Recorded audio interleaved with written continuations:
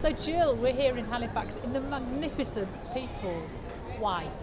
Well, it is magnificent, isn't it? It really, really is. And the Peace Hall here was built in 1779, and that was just 12 years before Anne Lister was born. So did Anne Lister visit the Peace Hall? Yes, she did. In 1819, for example, she came to see the firework display, and in 1824 to watch a spectacular balloon ascent. Then in the 1830s, after she'd inherited Shibden Hall, less so. She felt it smacked of commerce and new money. What she did prefer was Shibden Hall, which is just out of sight up that tall hill. That was her ancient Shibden acres that she'd inherited from her Uncle James, and that was her home. And because it was out of sight of Halifax prying eyes down here in the town, she could live her life with much more freedom than she could otherwise, and she could live a lesbian life. And from 1834, she lived at Shibden. She shared her home with Anne Walker, the shy heiress of Crownest. So let's start walking. So Jill, if she didn't come here very often, did the Peace Hall play a significant role in Anne Lister's life? It did, but it was kind of indirect, and we have to now turn to politics in the 1830s. Now, Anne Lister and Anne Walker couldn't vote, even though they were landowners, they owned their own land and had tenants. They couldn't vote themselves because women couldn't vote.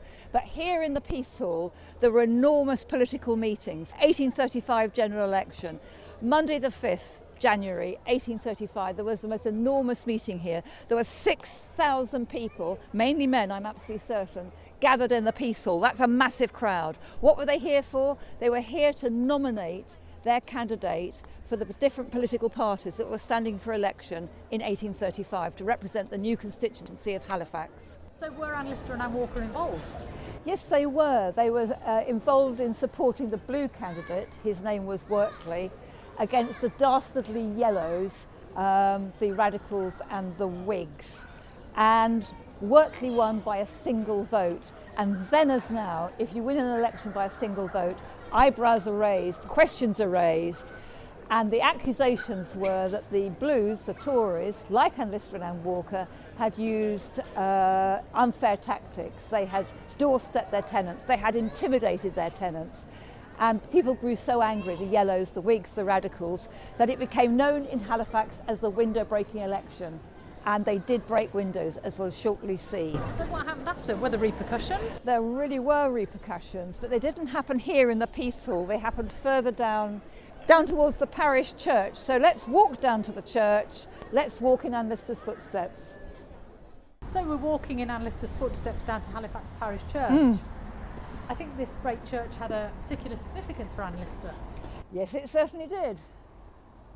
Let's go and have a look. So the Halifax Parish Church was built in the 15th century, and the vicarage was just across the road there, and the vicar was, like Anne Lister, of course, a blue.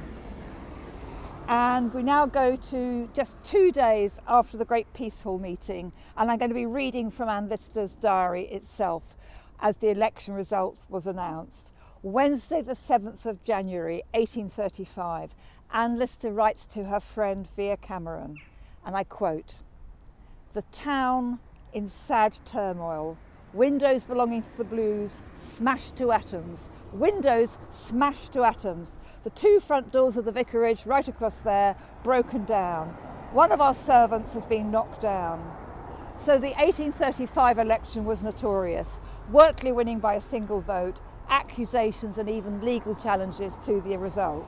So what was the political significance of the Minster after the 1835 election for Anne Lister and Anne Walker? Really quite a lot, and Anne Lister tells the tale in her diary, so I'm just going to read that little bit.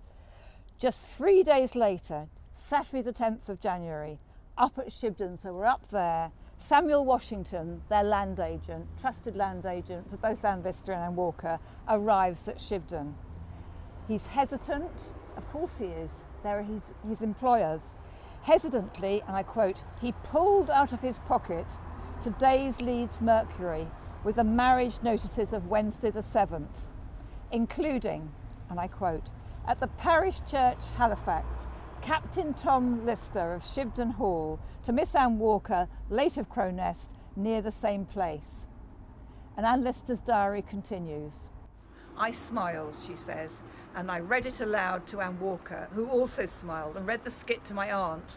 Washington seemed agreeably surprised to find that what was probably meant to annoy, taken so quietly and with such mere amusement. Then we came upstairs and Anne goes into code, and I'm just going to confide this bit to you. Anne Walker did not like the joke. She suspects the Briggs. So does my aunt. That is, they suspected Rawdon Briggs, local banker and leading Halifax Whig. Yeah. Why would a local banker want to mock the relationship of Anne Lister and Anne Walker? What's it got to do with him? Well, quite a lot, because the mock marriage announcement wasn't just in the Leeds paper. And let's go back to the diary. Just 2 days later, this is Monday the 12th of January, an anonymous letter from Halifax was directed to, and I'm quoting from the diary, Captain Lister, Shibden Hall. He arrived at Shibden, and it included the Leeds Mercury extract, plus a note which said, "We beg to congratulate the parties on their happy connection. We beg to congratulate the parties on their happy connection." And it got worse, because the Halifax Guardian, the local paper, then reprinted this malicious marriage announcement, triggering far more local gossip. And then the Bradford paper, and then the York Chronicle. Could it get any worse? So what's going on here? Why are the newspapers around the West Riding taking so much interest in the relationship between Anne Lister and Anne Walker up at Shibden Hall? Well, the lampooning is very pointed. It's very, very personal. And my own feeling is that it's the timing of this mock marriage announcement that's really crucial. How come? Was this not homophobia?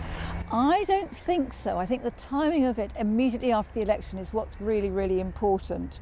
Because it was a window-breaking election, it was just days after that, and what they wanted to show was that the tactics used by the Blue candidate supporters, the supporters of Wortley, were absolutely beyond the pale, absolutely illegal. So are we saying that these men cared more for and about politics than they did about an unorthodox lesbian relationship? Yes, I don't think they cared too much about what two women got up to up at Shibden, up at the top of that hill.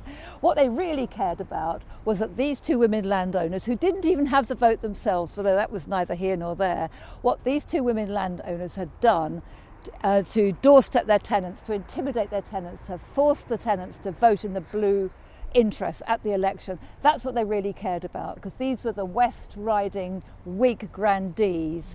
They didn't care too much about two small landowners, two minor landed gentry women up at Shibden. What they really cared about was getting two Whig MPs into the House of Commons for the Halifax constituency, and the Tory tactics of Blue supporters like Anne Lister and Anne Walker had stopped that. They were cross, they were very, very angry. So how did the two Annes take it? Well, Anne Lister maintained her elite women's sang-froid. She just was seething inside, but she just did not show it. But Anne Walker was a different kind of woman, and Anne Lister found her upstairs in tears. So what we get is a very good contrast between Anne Lister as a member of the landed gentry with her elite education at York boarding school, with Anne Walker, who was much more of a sort of average woman, who found this kind of personal joshing so public very, very embarrassing.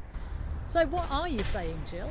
Well, I think what I'm saying, Rachel, is that up at Shibden, Anne Lister could get away with an awful lot. It was hidden away from the prying eyes of Halifax, and she could live a life as she wanted to live it. She tried to be, and she managed to be, very careful when she came down into Halifax. And there's a lot of people who depended on her custom, her business, when she visited shops, when she visited her lawyer, when she visited the bank. All these people depended on her, and they didn't dare offend her. But up at Shibden, she could live her life much more as she wanted.